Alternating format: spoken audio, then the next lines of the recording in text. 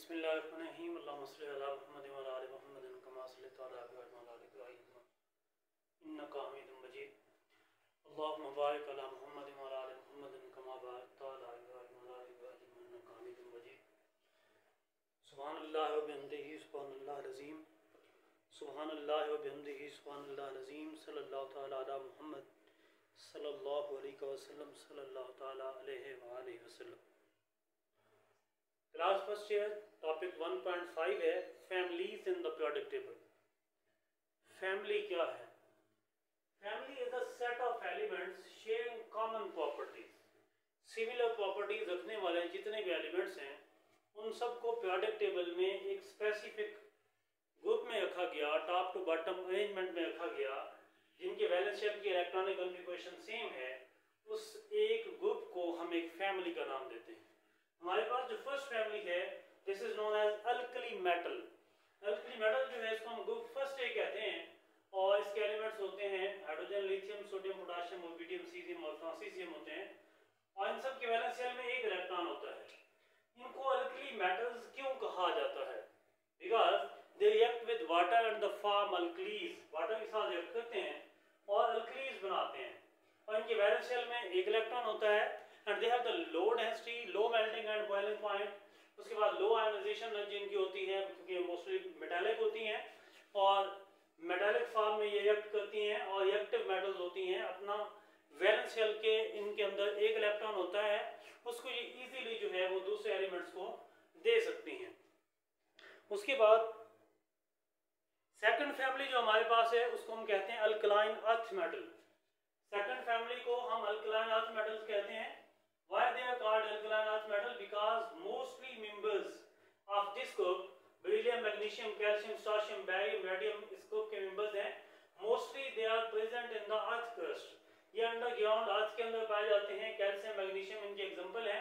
इनके valence shell में 2 electrons होते हैं। उसके अलावा ये डाईवैलेंट हैं। डाईवैलेंट का मतलब क्या है कि जिनकी वैलेंसी मोर देन 1 यानी 2 वैलेंसी है। उसके बाद मेटालिक सॉलिड हैं, मोस्टली हार्डर होते हैं और डेंसर होते हैं as compare to alkali metal की निस्बत अगर हम देखें तो ये डेंस भी ज़्यादा होते हैं। उसके अलावा ये इजीली ऑक्सीडाइज भी हो जाते हैं। इनकी थर्मल कंडक्टिविटी और इलेक्ट्रिकल कंडक्टिविटी जो है वो भी क्या है ज़्यादा होती है।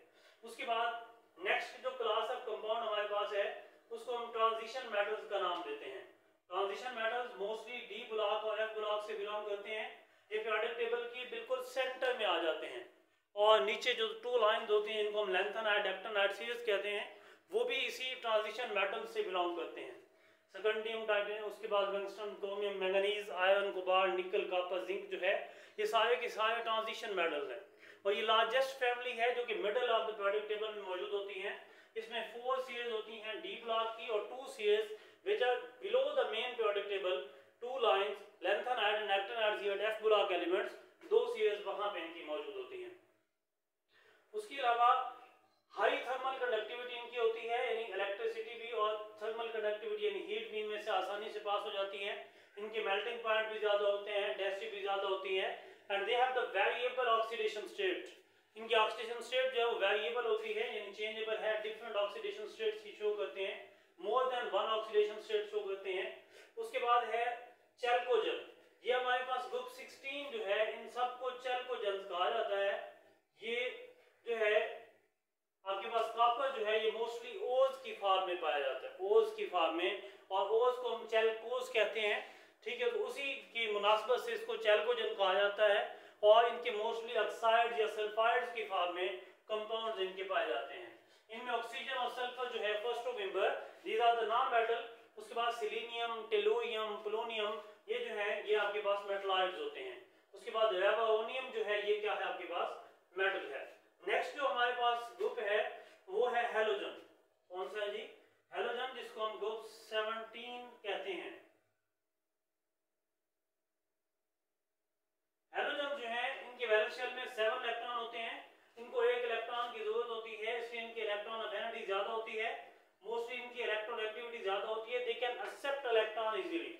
नॉन मेटल्स है, सॉल्ट फार्मर है इसलिए इनको हैलोजन कहा गया और रिएक्ट करते हैं अल्कली और अल्कलाइन अर्थ मेटल के साथ इजीली रिएक्ट कर लेते हैं और सॉल्ट बनाते हैं। फ्लोरीन, क्लोरीन, ब्रोमीन जो है ये हाईली रिएक्टिव होते हैं। नॉन मेटल्स में इनके इलेक्ट्रॉन अफिनिटी ज्यादा है, इलेक्ट्रॉन इजीली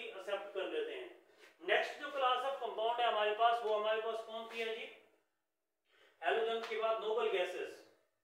नोबल गैसेस जो है these are present the extremely right of the periodic table, periodic table के बिल्कुल राइट साइड पे मौजूद होते हैं और इनको हम अनरिएक्टिव कहते हैं। why these are unreactive? because they have completely filled their valence shell, क्योंकि इनका वैलेंस शेल क्या होता है, completely filled होता है, इनका ऑक्टेट कंप्लीट होता है, therefore they are mostly stable and they are unreactive। Noble gases जो है मोस्टली इनको अनरिएक्टिव कहा जाता है, ये extreme right of the periodic table के ऊपर मौजूद होते हैं, इनको हम ग्रुप 18 भी कहते हैं।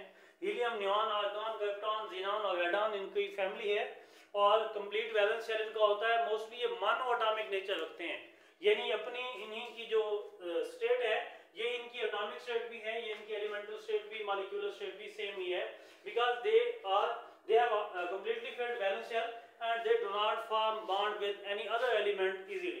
उसके बाद rarely form compound, जो नोबल गैसेस हैं उनमें बहुत कम ऐसे हैं जो कि कंपाउंड्स अपने बनाते हैं, अपने और फैमिलीज बनाते हैं। तो उनमें अगर हम देखें तो ज़ीनान जो है ये अपना एक कंपाउंड बनाता है, इसके कंपाउंड को हम कहते हैं हेक्साफ्लोरोप्लाटिनेट। ज़ीनान हेक्साफ्लोरोप्लाटिनेट, यानी ज़ीनान जो है वो इसमें मौजूद है। हेक्साफ्लोरो का क्या मतलब है कि 6 फ्लोरीन लगे हुए हैं और प्लाटिनियम भी मौजूद है, तो इसकी वजह से हम इसको नाम देते हैं प्लाटिनेट। तो ये हमारा फर्स्ट ईयर का 1.5 टॉपिक है, families in the periodic table, कि periodic टेबल में कौन कौन सी फैमिलीज हैं, उनकी अरेंजमेंट किस तरह है।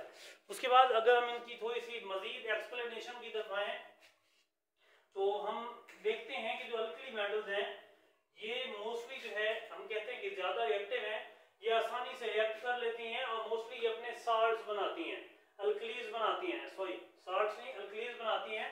मिसाल के तौर पर कि अगर सोडियम है इसको वाटर के अंदर डिजॉल्व किया जाए तो ये क्या हो जाएगा, या